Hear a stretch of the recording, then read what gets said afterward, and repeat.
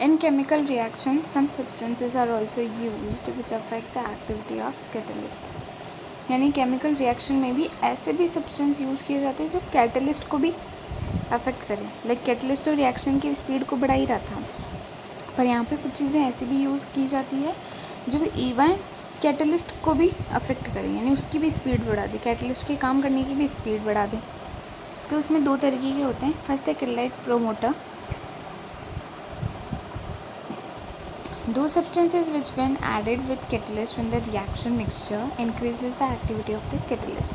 ऐसी चीज़ें जो क्या करती है, जो कैटलिस्ट में ऐड की जाती है रिएक्शन मिक्सचर में, तो वो कैटलिस्ट की एक्टिविटी को बढ़ा देती है, इंक्रीज़ कर देते हैं. उन्हें क्या कहते हैं? कैटालाइट प्रमोटर. यानी प्रमोट करना यानी बढ़ाना. They only increase the activity of the catalyst and are not themselves catalyst.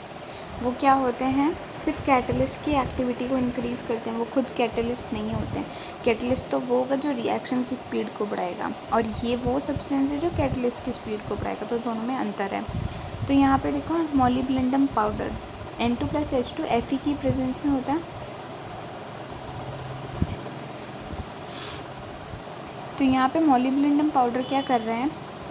Catalyst Fe की एक्टिविटी को बढ़ा रहा है, increasing activity of catalyst iron.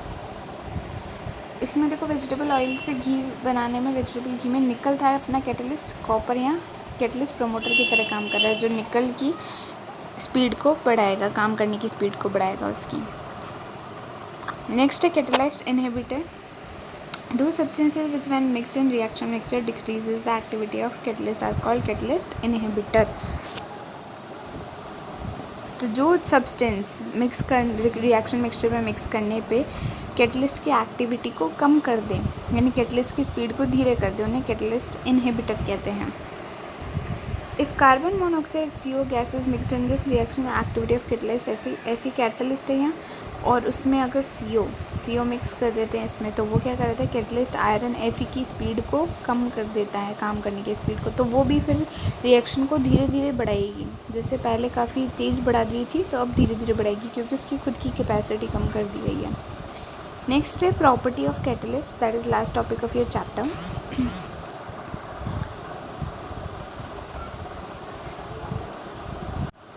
Catalyst are only responsible for the change in velocity of chemical reaction. सिर्फ वो उसकी speed को कम ज़्यादा करने के लिए रिस्पॉन्सिबल होते हैं. उनका chemical composition and amount do not change. ठीक है, वो केमिकल रिएक्शन में किसी तरह पार्टिसिपेट नहीं करते हैं, या उनको कम ज़्यादा या किसी भी तरह से अफेक्ट नहीं करते. सिर्फ और सिर्फ काम होता है स्पीड को कम ज़्यादा करने का. सेकेंड है presence of catalyst in small amount in reaction mixture is sufficient. यानी उनका थोड़ा सा अमाउंट ही, कैटलिस्ट का थोड़ा सा अमाउंट ही काफ़ी होता है रिएक्शन में. थर्ड है for each reaction there is a specific catalyst, that is single catalyst can not catalyse all the reaction. ये तो अपन देखते ही आए, एग्जाम्पल में पढ़ते हैं, हर जगह अलग अलग कैटलिस्ट काम कर रहे थे. तो किसी भी रिएक्शन के लिए एक स्पेसिफिक कैटलिस्ट होता है, यानी स्पेसिफिक, वो उसी रिएक्शन में काम करेगा. सिंगल कैटलिस्ट जो है सारी की सारी रिएक्शन में काम नहीं आ सकता, क्योंकि डिपेंड करता है सिचुएशन पे कौन किसको कैटलाइज कर सकता है. Fourth catalyst do not initiate any reaction, it only increases the velocity. Initiate यानी शुरू करना. तो कैटलिस्ट क्या होते हैं? वो किसी भी रिएक्शन को शुरू नहीं कर सकते हैं, यानी उनका होना नहीं होना इस पर डिपेंड नहीं करता है. वो सिर्फ जब होने लग जाएगी तो उसकी स्पीड को ज़रूर बढ़ा सकता है या कम कर सकता है. Fifth in reversible reaction catalyst affect rate of both forward and backward reaction in same way.